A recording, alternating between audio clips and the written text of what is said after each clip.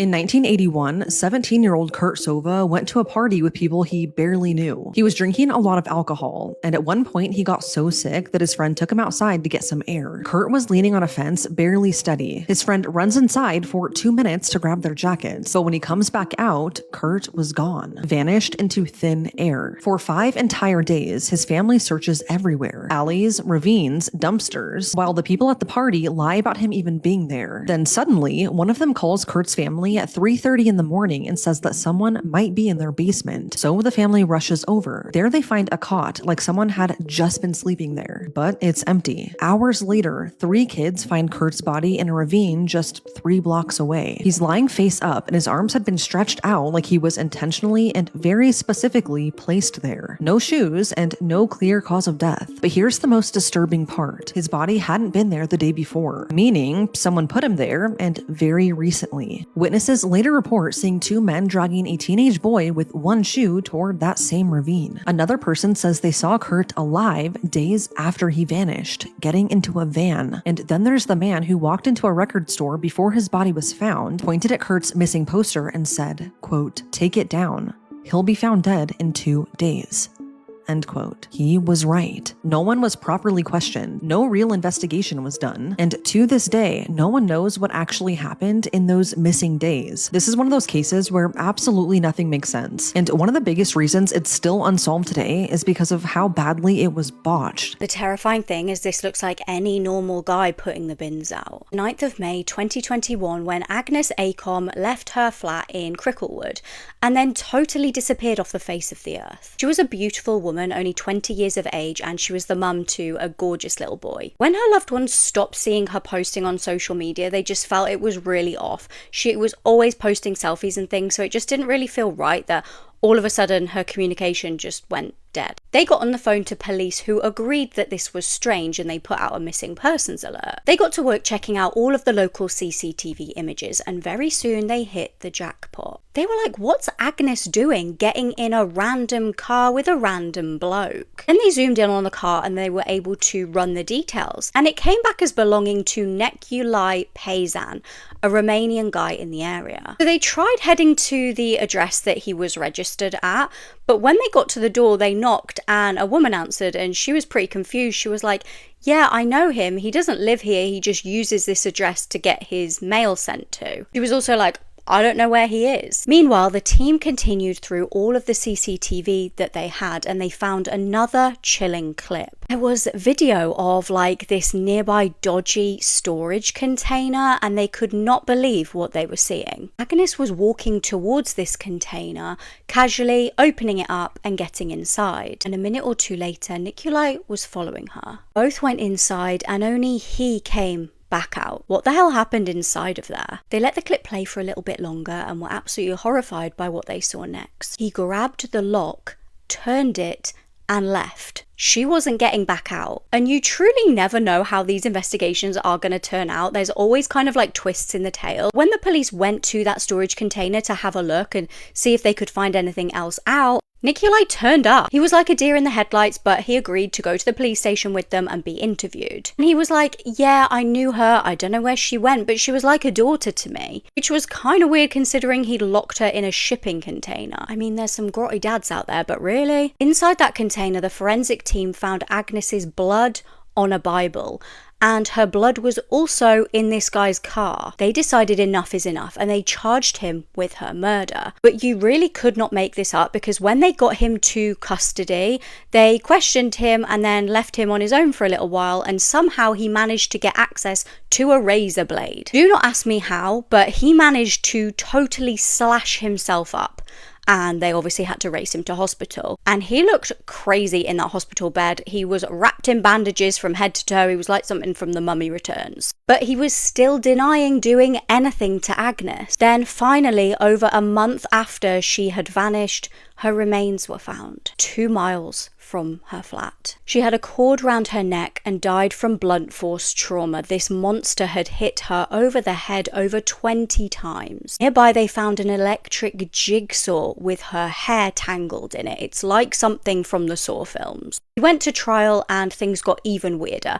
After originally saying that she was like a daughter to him, he then admitted to paying her to dance and strip for him. He made up this totally bizarre story about how they were like in the shipping container hanging out together, and then all of a sudden he felt like somebody had spiked his iced coffee. He said he ran out of the container feeling like dizzy and ill, and then when he went back in, Agnes was dead. Okay, but what about the blood? What about the blood in your car? What about the blunt force trauma, the electric jigsaw? Like, nothing was making sense. And what about the CCTV images police found of you wheeling her body in a wheelie bin? He never tried to ring an ambulance. It was very clear that his story was a total fabricated lie. The jury saw right through it, and he was given a minimum of 22 years. What do you guys think? Is that even justice? For more cases like this and deep dives, I post a brand new episode on my podcast, The Bourne Investigation, every single week. This father was supposed to protect his daughter, not destroy her life. 18-year-old Michaela Settles was from North Carolina and had just graduated from high school. She always had dreams of being in California, so she made it a reality. Michaela left behind her old life to move to California to be with her biological father, Stephen Vincent Chavez. In July of 2025, Michaela officially made the move to Moore Park, California, and she had plans to attend a college out there and start a new life for herself. Stephen promised to pay for her schooling while she was staying with him, and to Michaela, this felt like a dream come true.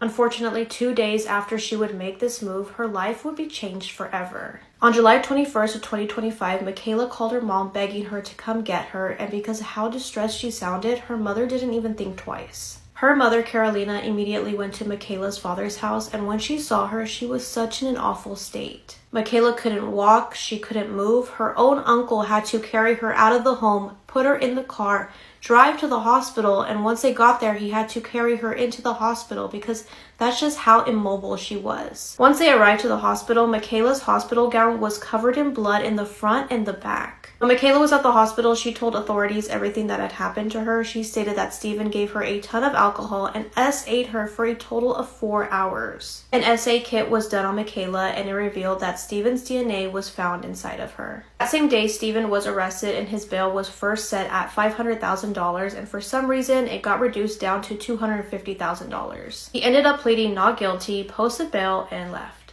Meanwhile, Michaela is back home in North Carolina. She's very traumatized and trying to deal with everything that had just happened to her. 5 months later, on December 22nd of 2025, Michaela ended her own life. Michaela was struggling for months trying to comprehend how her own father could do this to her. This all happened at Michaela's home, and when paramedics arrived, they were able to resuscitate her and take her to the hospital. Unfortunately, 5 days later, Michaela did pass away. Stephen was charged with felony incest, taking advantage of a person of trust, and providing alcohol to a minor. Although an SA kit was done in the hospital, the DA has not filed SA charges since Michaela is no longer here to tell her side of the story. Based on these current charges, Stephen can face up to 3 years in prison, and then once he's released, he will allegedly face up to 20 years as a registered offender, and that's it. Michaela's family is desperately seeking for help and hopes the DA's office will change their mind because 3 years is not enough for what Stephen did to Michaela. May Michaela rest in peace, and I truly hope that she gets the justice that she deserves. To the people saying that there are more islands just like Epstein's, you're right. Imagine being flown into this private, really remote island as a young child under the notion that they were going to help you read, counsel you, and provide the best fitness classes. Except once you're there, away from anyone you've ever known, they sexually abuse you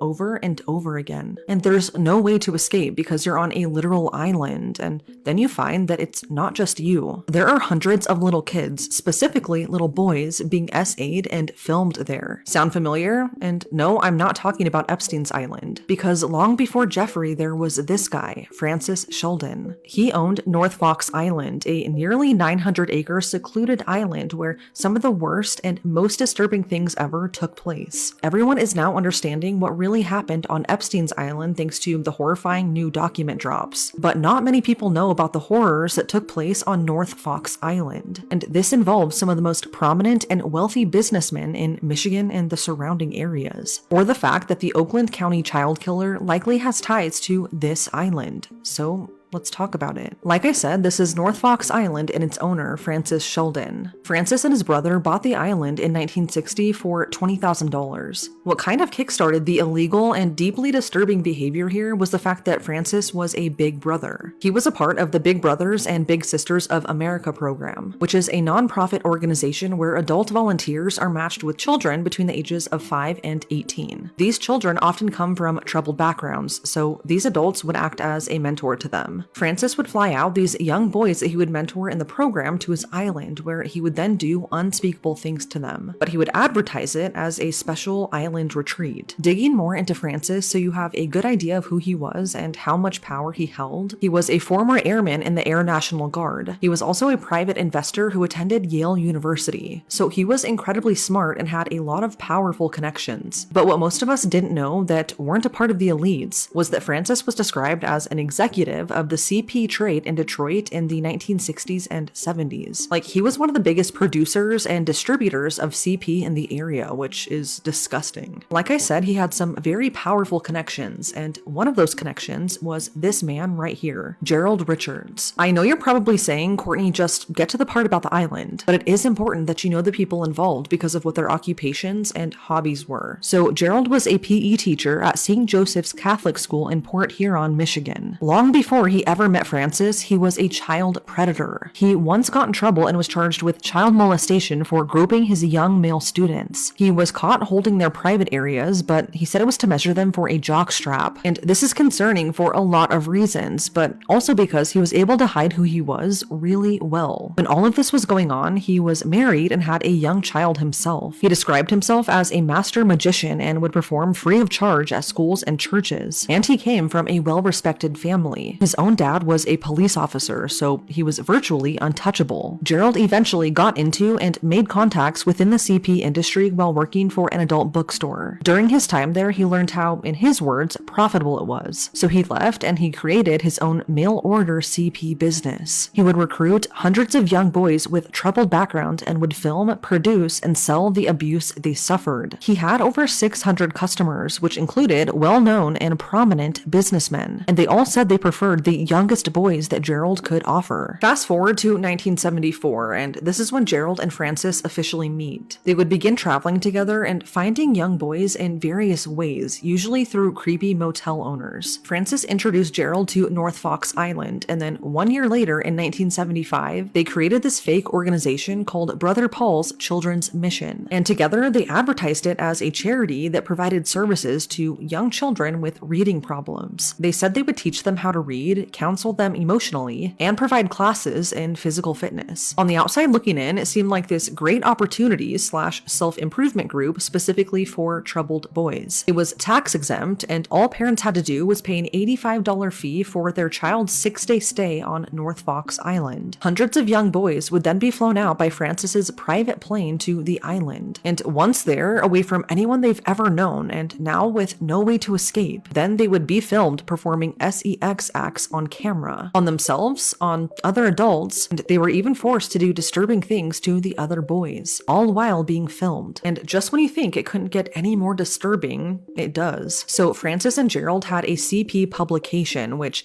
like I mentioned, involved some pretty high up people with money and power. But the two men would then invite their wealthiest customers and subscribers of the publication to the island, where they would repeatedly SA these boys. What's incredibly terrifying is the fact that Francis was trying to establish the mission / charity as a child welfare agency, so that the states and federal government would subsidize them. So all while these little boys were thought to be receiving the help and guidance of a lifetime, in reality, the island and this fake mission was a CP ring operating on North Fox Island, where hundreds of little boys were traumatized. There were two other main men involved, along with Francis and Gerald. The first was Dyer Grossman, a New York millionaire and science teacher at a prestigious all-boys boarding school. Dyer was listed as the vice president of the mission and was very close with Francis and Gerald. The other man involved was named Adam Starchild. Adam was a white-collar criminal and was also very active within the Big Brother organization. He alone took so many kids to North Fox Island, where I'm sure they were all abused as well. Adam was listed as the president of the Church of the New Revelation, which was the mission's parent company. So the mission had all of these connected companies / branches, and I'm sure they were all in on this horrifying situation. So for years, they were doing this going completely undetected. But in July of 1976, it all came crashing down. This is when Gerald Richards was officially arrested. There was a huge investigation carried out by Michigan State Police, and they found some pretty disturbing things. For one, they found a large quantity of CP in his car and office, and they also literally found stamped envelopes which also included CP that were about to be mailed out. Going through all of his things though, they found lists of names and customers, and contacts to other big figures within the industry like Francis Sheldon, Adam Starchild, and Dyer Grossman. So Gerald was quickly arrested for criminal sexual conduct, and as part of his plea deal, he gave up a ton of information and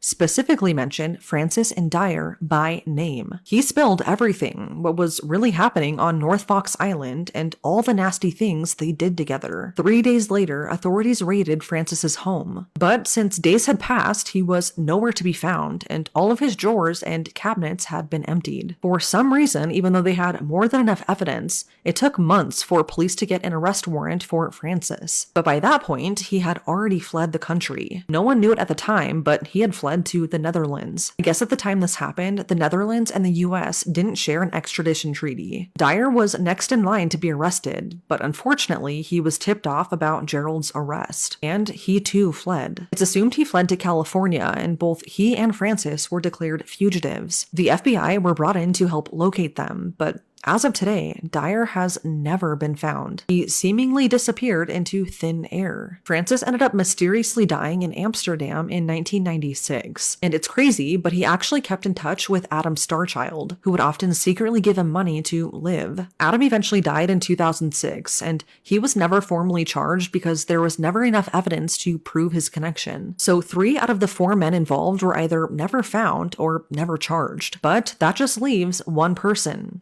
Gerald. Gerald was sentenced to only 2 to 20 years in prison, and during his time there, he was severely tortured by the other inmates. He was released sometime later, but he was arrested once again in 1988 on, you guessed it, CP charges. They let him out and he did it again. It's a tale as old as time. Gerald ended up dying in 1994, and I'm sure he's looking up at us now. What's super crazy is that after Gerald was arrested the first time, a roll of undeveloped film was sent from a man in California to Gerald, which was then intercepted by police. But the film was found to be sent by this man, Claudius Vermillies. Claudius owned a very similar operation to North Fox Island, but he called it the Boys Farm. The Boys Farm was located in Tennessee, and he advertised this as a self-improvement farm where he, as a priest, would help young troubled boys. But again, once there, he would photograph horrible things being done to these boys. So once police developed the film that he sent to Gerald, they found that it was a bunch of CP. So it's just crazy that there are so many fronts and organizations all over the world that are somehow connected like this, and how many were exposed after Gerald's arrest. I wish I could say I was done, but sadly, I am not. Police believe that the crimes that took place on North Fox Island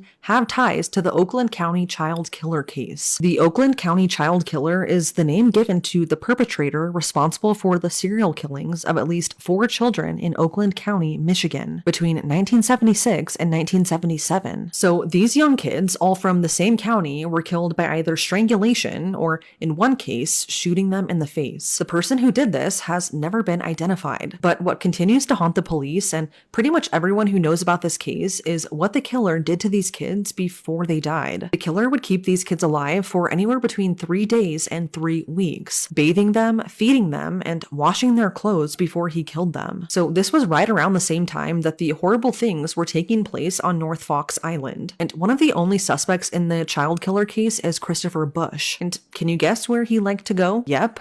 North Fox Island. Christopher was a known client of the Brother Paul's mission, and although there has never been any physical proof tying him to the Oakland County child killings, police strongly believe that the killer, whoever it may be, likely victimized the children on North Fox Island. If you want, I can make a separate video going more into detail about the Oakland County child killings and Christopher, so just let me know in the comments. But it's just crazy that that crime is still unsolved, especially with how brutal it was. It's scary that whoever did that is still out there, and it's terrifying to think that there are so many islands just like Epstein's that could all be connected. They just don't want you to know it.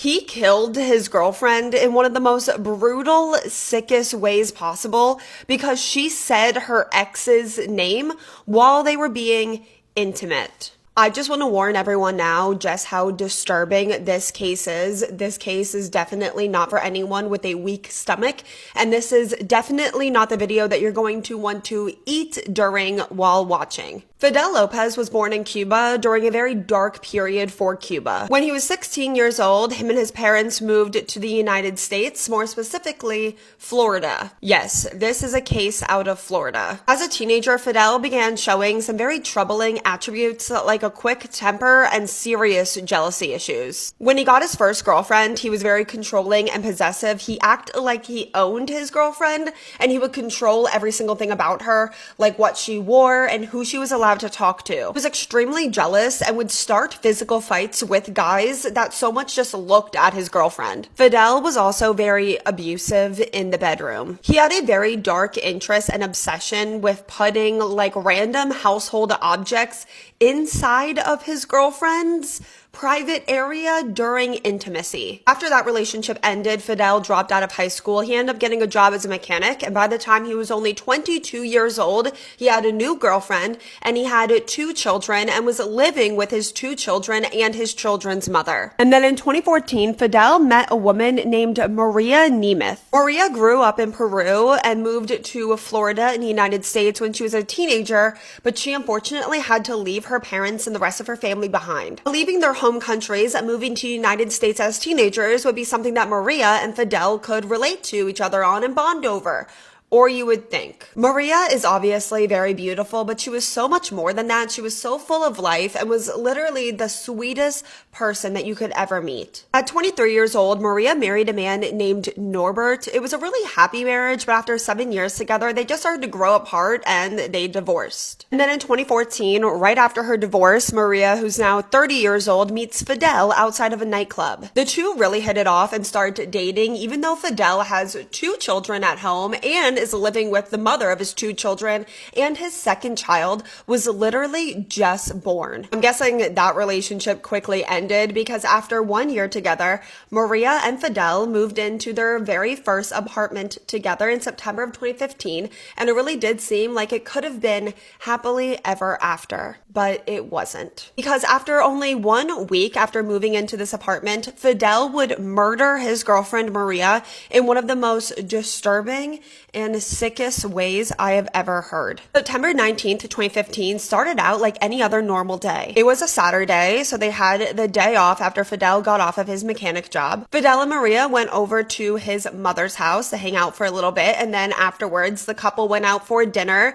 and they had some drinks. Back at their apartment, they kept the party going with even more and more drinks, to the point where they were both pretty drunk. And then Maria said something to her boyfriend Fidel that had been on her mind recently. She was really missing her mother and the rest of her family back home in Peru, and she confided in her boyfriend Fidel that it was her dream that they would be able to move back to Peru so they could build a life closer to her family. And this, for some reason, just completely set off Fidel. He got super aggressive and super angry, and he just started yelling at Maria. And then in the middle of this argument, Maria apparently mentioned her ex-husband Norbert. I'm not sure in what context, but whatever happened, it completely set off Fidel. He was outraged, he was throwing a tantrum, he was yelling and breaking things. But once the fight finally settles down, they're starting to make up, drinks are still flowing, and Fidel and Maria start hooking up.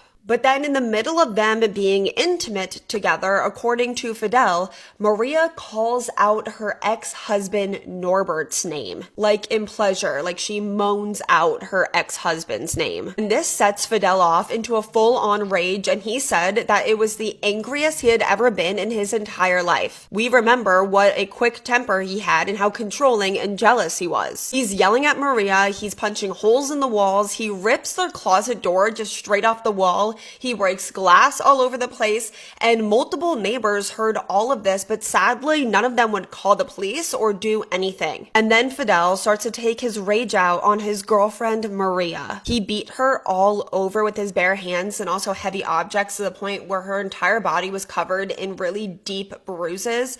And then he started to beat her over the head with a heavy object until it knocked Maria unconscious. But he didn't just stop there. Now that Maria was knocked unconscious, Fidel begins to SA her in a very violent, disturbing, gruesome, graphic way. While Maria is knocked unconscious, her boyfriend Fidel starts to shove household objects inside of her private area, like a hair straightener, a glass bottle, a flashlight, and a coat hanger. And that was not the end of it either. And then Fidel shoves his fist and arm inside of his girlfriend Maria's private area, first up to his elbow and then all the way up to his shoulder. With his fist, he's violently punching Maria from the inside of her. He then begins to rip parts of Maria out from her intimate area, which included her organs, muscle, flesh, and over 5 feet of her intestines,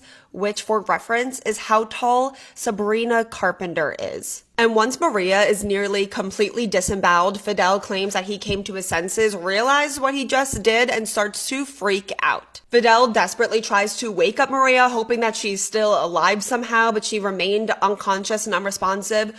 She more than likely remained unconscious for the entire attack, and it's possible that she might not have felt anything, but the medical examiner also said that it's very possible that she did feel everything that happened, and it's also possible that Maria was drifting in and out of consciousness during this very violent, torturous attack. Fidel is absolutely covered in Maria's blood, so he tries to wash himself off, and then the apartment is absolutely covered in blood, so he tries to clean up the apartment, but realizes that there's no use, so eventually, around 3:30 in the morning, Fidel calls 911. First responders arrive to the absolutely horrific apartment. From what I've seen in descriptions, it was something out of a horror movie, and within 30 minutes, they pronounce Maria Nemeth dead at the scene at only 31 years old, and that's just a few years older than me. She was so young. And at the station, while Fidel is being interrogated, you will not believe the defense that he tried to use. Fidel tried to claim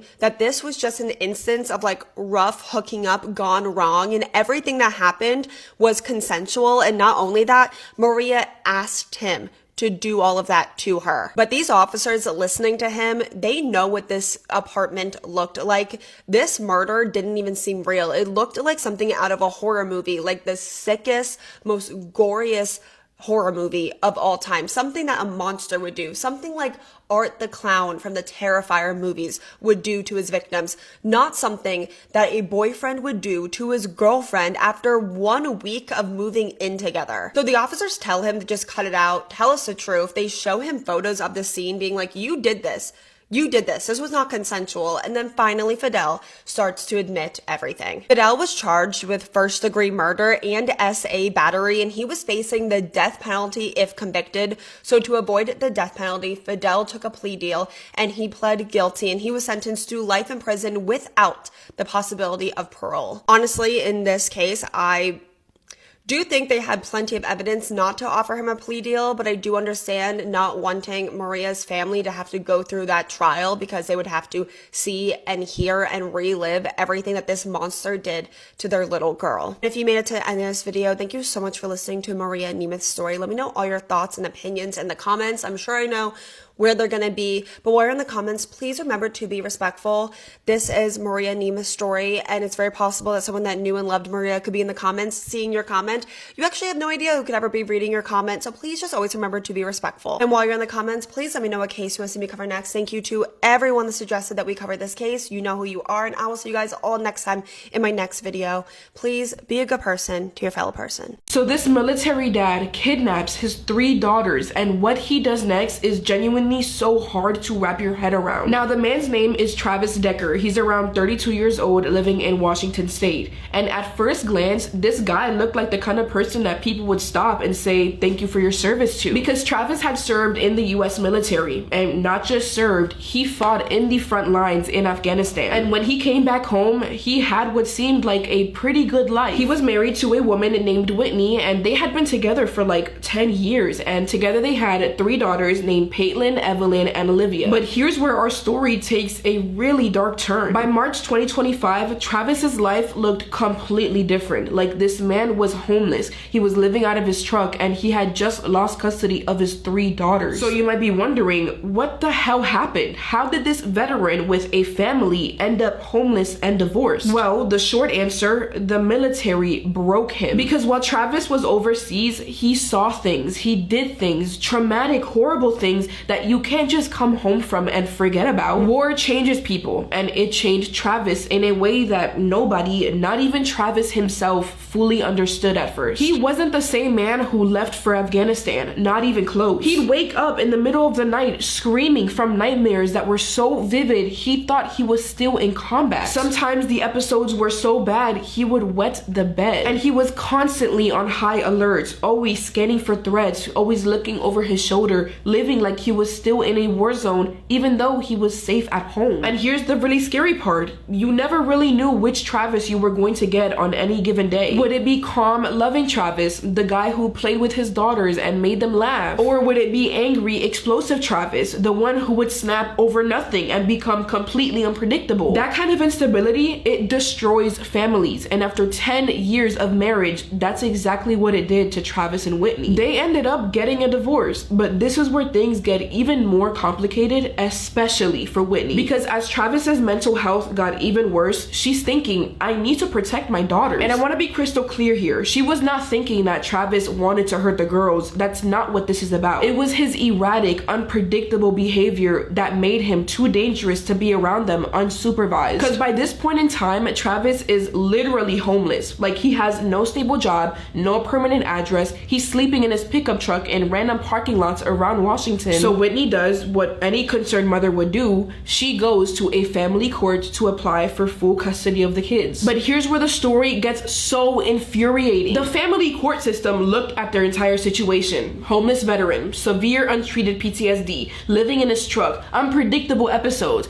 and they basically said, well, Travis has never actually physically hurt the children. Like, yes, his episodes make everyone uncomfortable, but he hasn't been violent towards them. So we're gonna grant him his visitation rights. I'm sorry, is this how kids get treated by the government now? I can't even begin to imagine Whitney's frustration, because no matter what she thought, legally, she had absolutely no choice but to comply, because if that's what the court said, it's what has to be done. So on the evening of March 30th, 2025, Whitney stands in her doorway as she watches Travis load all 3 of their daughters, Paitlin, Evelyn, and Olivia, into his white pickup truck. And as she's watching this happen, she notices that something is off about Travis. He's quiet, but not normal quiet, way too quiet. Distance, like he's somewhere else mentally. And she knows him. I mean, she was married to the guy for 10 years. So I can imagine that she walks up to him and she probably asks him, hey, are you okay? You seem a little off today. And so Travis looks at her and he says, everything is fine. Don't worry about it. I will have the girls back here at 8 p.m. just like always. But here's the thing. We will truly never know what was going through his head in that moment. So Travis climbs into his truck with the 3 girls in the back seat.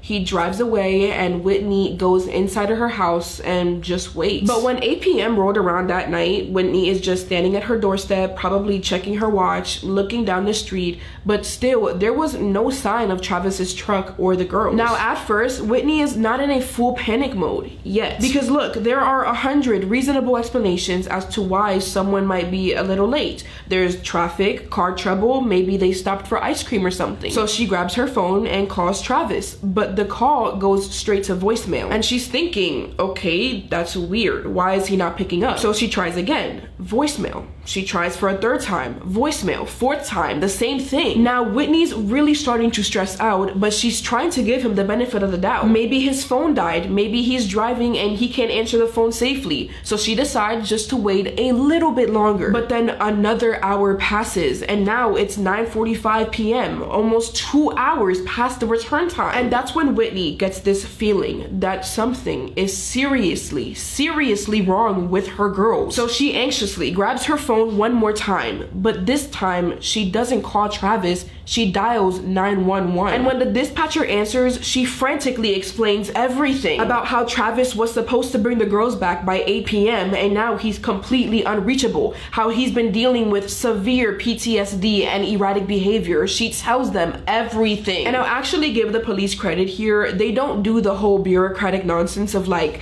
oh, it has to be at least 48 hours before we can file a missing persons report. No, they immediately begin searching for Travis and the 3 girls. But anyways, as police are looking, they run into a problem. Travis's military background, it becomes a huge obstacle because they're having a really hard time locating him. Because remember, this is a man who knows how to live off grid. He knows how to disappear into the wilderness and not be found. Like, this was literally a part of his job at one point. So police are thinking, okay, we need to escalate this. We have to request an Amber Alert. Like, if we can get his face, his truck description, the girls' photos on every single phone in Washington state, someone has got to spot them. But here's where the story continues to get absolutely infuriating. That Amber Alert, yeah, it gets denied. And when I found out about this while researching this case, I literally had to stop and reread it because I was like, I cannot believe what I'm seeing right now. The authorities looked at Whitney's situation and basically said, well, technically this isn't a kidnapping, it's a custodial issue. Travis is the biological father and he had court-ordered visitation rights, so the children technically aren't in any imminent danger. I'm sorry, I'm really starting to hate that word. Imminent danger? What? Okay, anyways, the police don't have an Amber Alert to help them cast a wider net, but of course, they are going to do everything they possibly can to find these girls. So they decide to send out drones and helicopters with thermal imaging cameras. They even mobilize the SWAT team. Basically, everyone is out here looking for Travis's white pickup truck. And then on June 2nd, so 3 full days after the girls disappeared, officers start searching this really remote campsite area. And I'm not gonna say it right, I'm sorry, but it is the Okanagan-Watashi National Forest in Washington. And as they're combing through this wilderness area, one of the officers notices that something doesn't belong. It was an abandoned white Toyota Tundra just sitting there near the edge of the forest, practically hidden by trees. They immediately radio it in, they run the plates, and sure enough, that truck belongs to Travis Decker. Now, not knowing whether Travis is still in the area and not knowing if he's armed, because again, this is a man with military training who knows how to use weapons and survive in hostile environments, the officers draw their weapons and very cautiously approach the vehicle. And as they get closer, they can see like the driver's side door is just hanging open. It was just left like that. But there were 0 signs of Travis or the girls anywhere. And when they check the engine, it's completely cold to the touch, which was not a good sign because it meant that Travis had left his truck there probably hours ago and he could be long gone. So officers immediately start expanding their search in a radius around the truck and they're looking for any signs that might indicate where Travis and the girls went from here. And about 100 yards from the truck, practically hidden by pine branches and fallen leaves, they find something that makes one of these seasoned officers, a guy who has probably seen like a dozen crime scenes in his career, quite literally drop to his knees and start crying. Because lying there on the forest floor are 3 small bodies, Peyton, Olivia, and Evelyn. And here is where I need to warn you because this next part is actually really difficult to hear. Their little wrists were bounded so tightly with black zip ties. I mean, it was the kind that you cannot break free from, no matter how hard you try. And plastic bags were covering each of their heads, bro. Like 2 of the girls had 2 bags each, and the youngest one had 3 bags over her head. But what's even more horrifying than that, and this is something that I genuinely cannot get out of my head, is the thought of one of those girls having to sit there and watch as their father unalived both of their sisters first. And they knew that they were going to be next. Can you even begin to imagine the level of terror that they were feeling the absolute betrayal. Like, that was their dad. He was supposed to protect them. So deputies immediately secure the scene and they call for backup, because at this point they're thinking Travis cannot be far. He has to be somewhere nearby in this forest. And so they launch this massive manhunt to find him. But here's the thing, and again, this is where Travis's military survival training becomes a big problem for detectives. The area that Travis was hiding in was called the Okanagan-Watashi National Forest. I'm probably not saying that right, I'm sorry, but just know this place was not a joke. We're talking steep, rocky terrain with a dense canopy of trees overhead. There are exposed cliff areas where one wrong step could quite literally mean a fatal fall. Now, for most people like me, this terrain would be an absolute nightmare to navigate. But for Travis, this was basically his element. This was exactly the kind of environment he had trained to survive in during his military service. So he had a massive advantage over the investigators trying to track him down. And for months, literally months, investigators couldn't find him. They kept searching and they kept sending drones over the area, but the terrain was so difficult and Travis knew how to stay hidden. But then on September 18th, 2025, so nearly 3 months after he unalived his own daughters,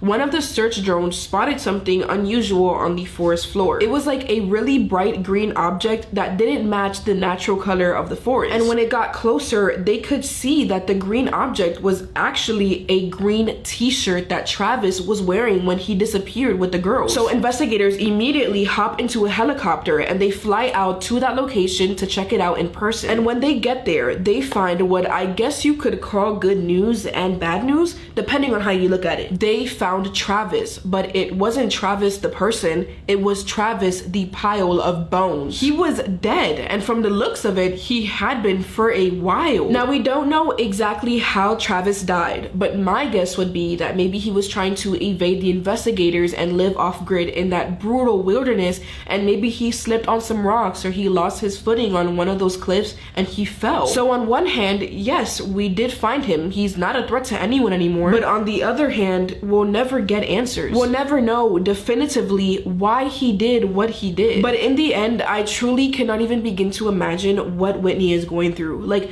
try to put yourself in her shoes for just 1 second. In the span of one night, she lost everything. Her daughters, gone. The father of her children, gone. Her entire family just erased. Rest in peace to Peyton, to Evelyn, and to Olivia. They were 3 little girls who deserved so much better than the hand they were dealt with. Alright, I especially needed after this case, group hug. You guys know what's so fascinating to me? Sleeper spies. Sleeper spies are undercover agents placed inside of a foreign country who are told to do nothing practically, just live a normal life until they are activated and then given a mission. They blend in completely, they get jobs, they make friends, they raise families for years, sometimes decades. They look like ordinary people. Until one day, someone wakes them up and says, now we need you to do something. The whole point is that by the time that they're activated, they are so embedded into society that nobody would suspect them. Jack Barsky was one of them. In 1955, a 10-year-old little boy named Jack Barsky passed away in the suburbs of Washington, D.C. His family laid him to rest and held a beautiful service for him. Many years later, Jack Barsky appeared again as a man in his 30s living in the States with a mission to accomplish. And the passport this man held with the name Jack Barsky was not a fake one. The man whose real name was Albert Dietrich, I think you pronounce it, was Jack Barsky in the eyes of the US government. And it all dates back to the late 1960s, early 1970s when this man, Albert Dietrich, was living in a small East German town on track to become a chemistry professor at a university, which was his dream job. But he was recruited by agents who had been watching him, paying attention to him. Without him knowing, he was practically auditioning to see if he had what it took to become a secret spy. A very powerful intelligence agency in East Germany decided that he was the one, that he was special enough, smart enough, good enough to pull off something that most people cannot do. So this stranger knocked on his dorm room one day, and East German secret police asks him a few questions to kind of just feel him out, nothing crazy, asked him about his career, what he hopes to do with it, and he likes what he says, so he ends up inviting him to dinner. At dinner at this restaurant, a second man appears, Russian, speaking German with a very heavy accent. He was KGB. KGB was basically Russian secret spy agency. They had 2 main jobs, spy on other countries and spy on their own people to make sure that nobody was speaking out against the government. But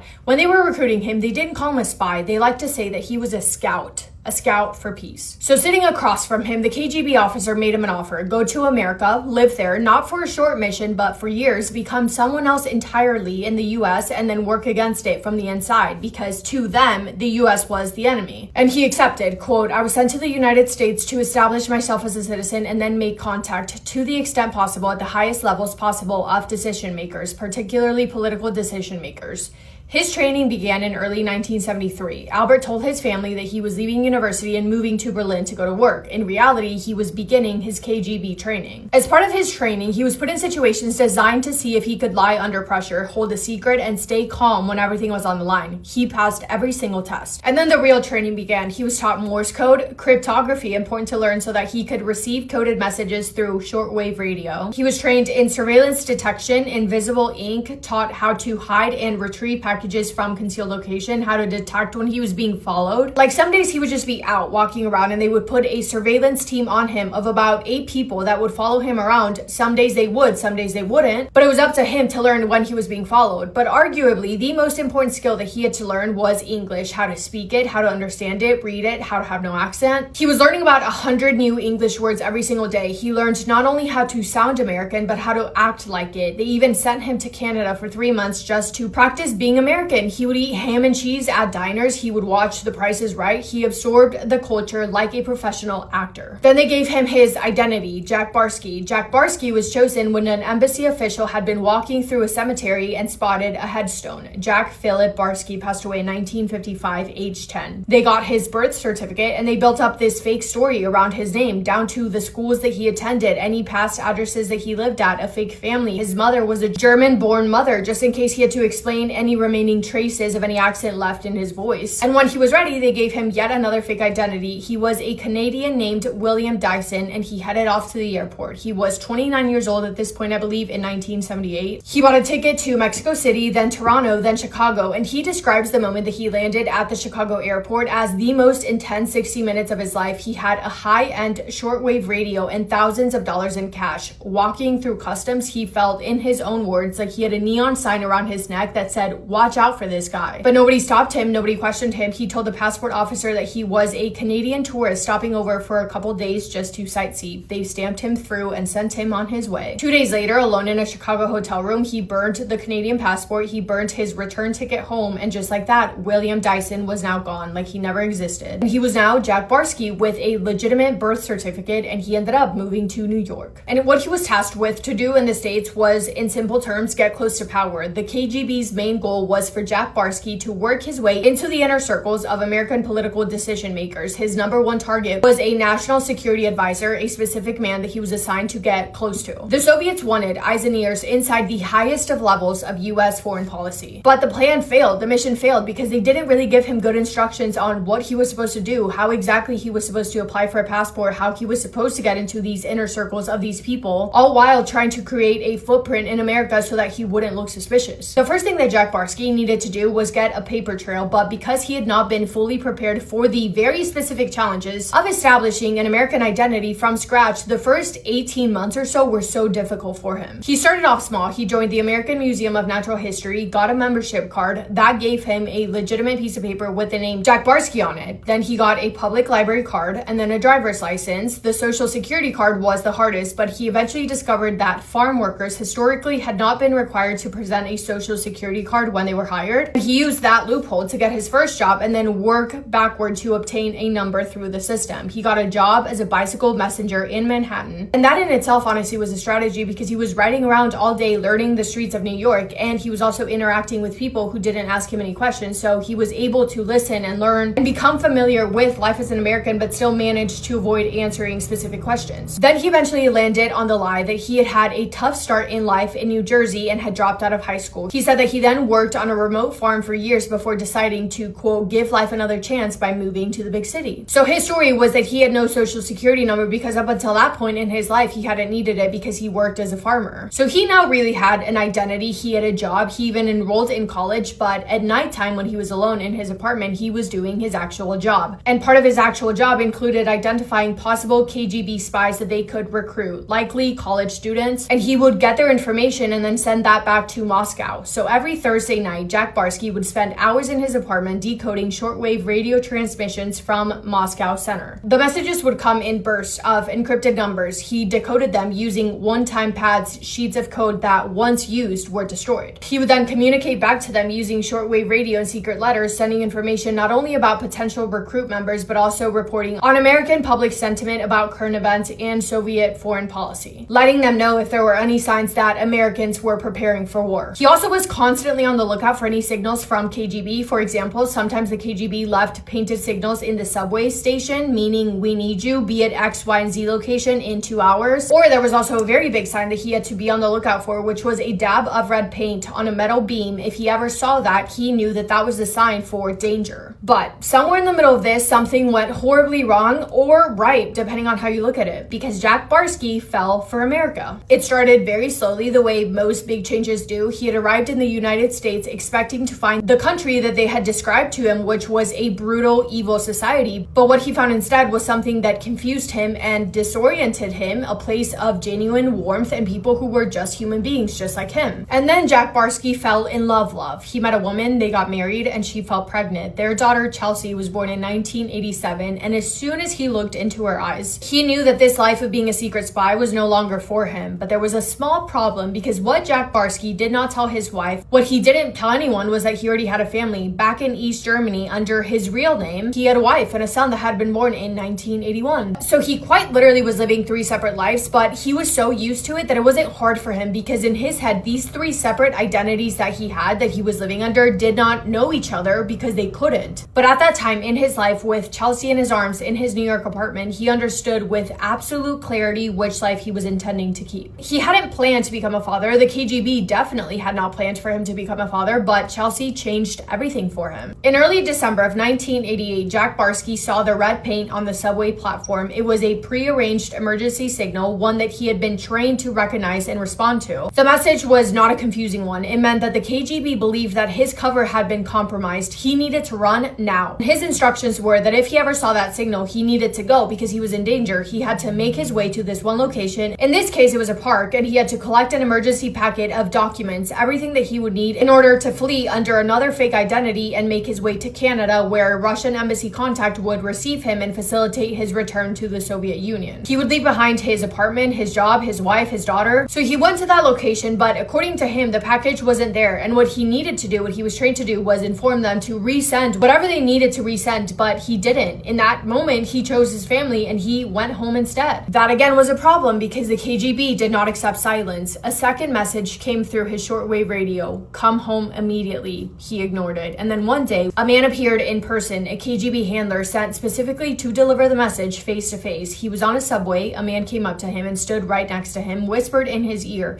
"If you don't answer back, report back, I have to get rid of you." Jack knew that the KGB would not hesitate for a second to completely eliminate people who knew too much and refused to cooperate. He had no illusions about that, but he had also spent 10 years studying the Soviet system from the inside, and he understood something about it that gave him one slim chance, because the KGB was terrified of AIDS. The AIDS epidemic was sweeping in the United States in the late 1980s, and the Russian leadership was more than convinced that if someone got it, that was it. You were as good as gone. The KGB was incredibly afraid of any of its agents being exposed to it. They couldn't have that. So Jack Barsky told them that he had it and said that he needed to stay in the States to get treatment. And it worked. He was on edge for about a year, but when nothing happened, he knew that he was in the clear. However, the FBI then got word of this Jack Barsky guy who was a spy, and they got eyes on him. Actually, FBI agents rented the house next to his to watch him for a long period of time to make sure that he was the person they were looking for. And he was, and they arrested him, and he told them everything. He had one chance to be honest, and he took it. When he first realized that he was being taken by FBI officers, he said, "Am I under arrest?" He wasn't. They took him to a motel for the weekend, and he told them everything. Every detail checked out. The Cold War was over. The KGB was gone. And Jack Barsky hadn't spied in nearly a decade, so he was never charged with a single crime. He walked out of that motel room and eventually became an American citizen. He gave a ton of valuable information to the FBI, and also later on, the FBI agent who arrested him became one of his closest friends and a godfather to his youngest daughter.